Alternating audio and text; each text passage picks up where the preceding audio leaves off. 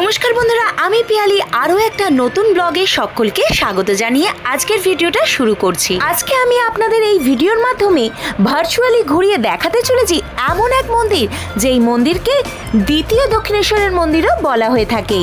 सालटा छिलो 1855। जानबाजारेर रानी राসমणिर हाथ धरे गंगा तीरे दक्षिणेश्वरे प्रतिष्ठा हयेछिल दक्षिणेश्वर कालीबाड़ीर। दक्षिणेश्वर मंदिर प्रतिष्ठार ठीक 20 बछर पर 1875 साले जानबाजारेर रानी राসমणिर कनिष्ठा कन्या जगदम्बा देवीर हाथ धरे बैराकपुर टीटागढ़ अंचले এই अन्नपूर्णा मंदिर प्रतिष्ठा हयेछिल। তাহলে চলুন বন্ধুরা আর দেরি না করে মা ভবতারিণীকে প্রণাম করে নিয়ে বেরিয়ে পড়ি আমরা দক্ষিণেশ্বর মন্দিরের অনুকরণে নির্মিত এই শিব শক্তি অন্নপূর্ণা মন্দির দর্শনে।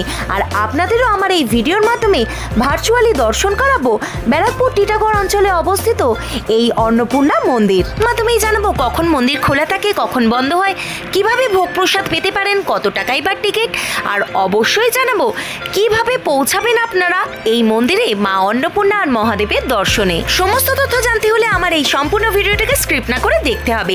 আর ভিডিওটা ভালো লাগলে সকলের সঙ্গে প্রচুর শেয়ার করে দেওয়ার অনুরোধ রাখলাম। তার সাথে সাথে আপনাদের মূল্যবান মন্তব্য অবশ্যই আমার এই ভিডিওর কমেন্ট বক্সে করে যাবেন।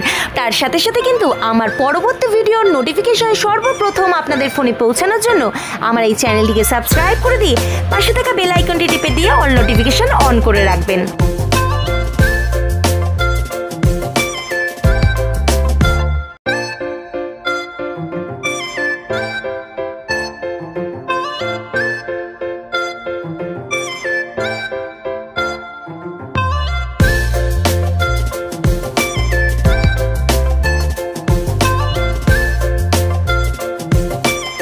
आज থেকে প্রায় 150 বছর আগে হুগলি নদীর তীরে সুনিপুণ পঙ্খের কাজ দ্বারা এই পঞ্চরত্ন শিবশক্তি মন্দিরটি নির্মাণ হয়েছিল। এই মন্দিরের মূল গর্ভগৃহতে অন্নপূর্ণা দেবী এবং স্বয়ং মহাদেব পূজিত হন। আর এই মন্দিরের ঠিক উল্টো দিকেই আছে 6টি শিব মন্দির, যেই মন্দিরে শিব মূর্তিগুলোর আকার একরকম হলেও বিভিন্ন রূপে কিন্তু মহাদেবকে পূজা করা হয়। মন্দিরের ঠিক উল্টো দিকেই মন্দির সংলগ্ন আছে একটি নাট মন্দির। সুনিপুণ পঙ্খের কাজ দ্বারা নির্মিত এই নাট মন্দিরের শোভা কিন্তু সকলের দৃষ্টি আকর্ষণ করবেই। প্রত্যহ এই মন্দির ভোর 5টা থেকে দুপুর 1:30টা এবং বিকেল 4টে থেকে রাত্রি 8টা অবধি সর্বসাধারণের জন্য খোলা থাকে। এই সময়ের মধ্যে তোমরা চাইলে পুজোও দিতে পারো। পুজোর ডালি পেয়ে যাবে ঠিক মন্দিরের বাইরের এলাকায়। সকাল সকাল যদি এই মন্দির দর্শন এবং পুজো দিতে চাও তাহলে কিন্তু তোমরা চাইলে এই মন্দিরে বসে মাছ ভাত দিয়ে ভোগ প্রসাদও সংগ্রহ করতে পারো। মাত্র 120 টাকা দিয়ে টিকিট কেটে এই মন্দিরে ভোগ প্রসাদ পেতে পারো। তার জন্য কিন্তু তোমাদের একটু সকাল সকাল মন্দির চত্বর থেকে গিয়ে কুপন সংগ্রহ করে নিতে হবে। এই মন্দিরে কিন্তু প্রত্যহই 3 বেলাই আরতির ব্যবস্থা আছে। ভোর 5:30 ভোর আরতি, 1টায় ভোগ আরতি, সন্ধ্যে 7টায় সন্ধে আরতি।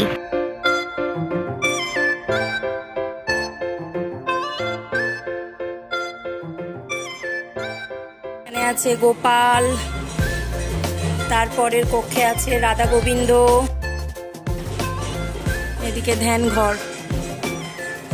অপূর্ব সুন্দর নিপুণ কারুকার্য মণ্ডিত এই প্রাচীন অত্যন্ত জাগ্রত অন্নপূর্ণা মন্দির দর্শন করে নিয়ে তোমরা চলে যেতে পারো মন্দির থেকে হাঁটা পথে মাত্র 2 থেকে 3 মিনিটের দূরত্বেই অবস্থিত এই হুগলি নদীর ঘাটে। এই হুগলি নদীর ঘাটে দাঁড়িয়ে এই বর্ষায় অত্যন্ত সুন্দর এই মনোরম প্রাকৃতিক মেঘ ভরা আকাশকে দেখতে দেখতে বেশ অনেকক্ষণ সময় তোমরা কাটিয়ে দিতে পারো নিজেদের প্রিয় মানুষগুলোর হাত ধরে।